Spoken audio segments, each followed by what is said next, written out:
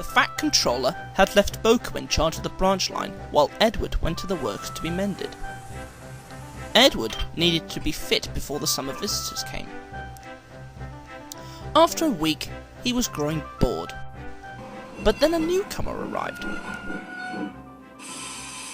She was a wooden coach, and Edward thought there was something familiar about her.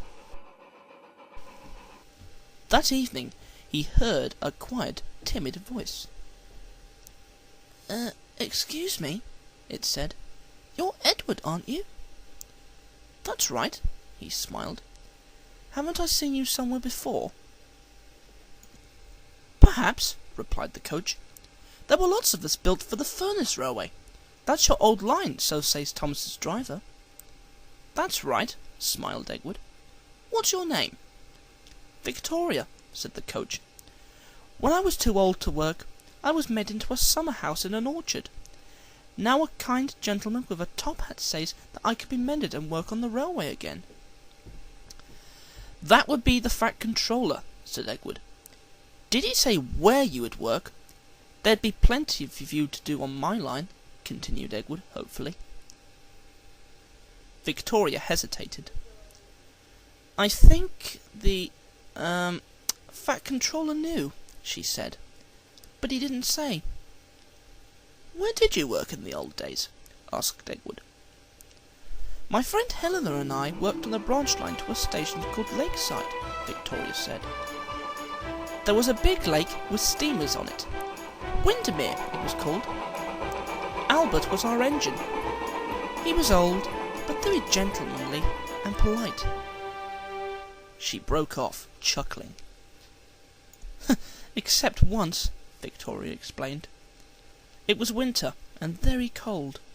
Even the lake was beginning to freeze over, and that didn't often happen." "I don't suppose you had many passengers off the steamer then," put in Edward.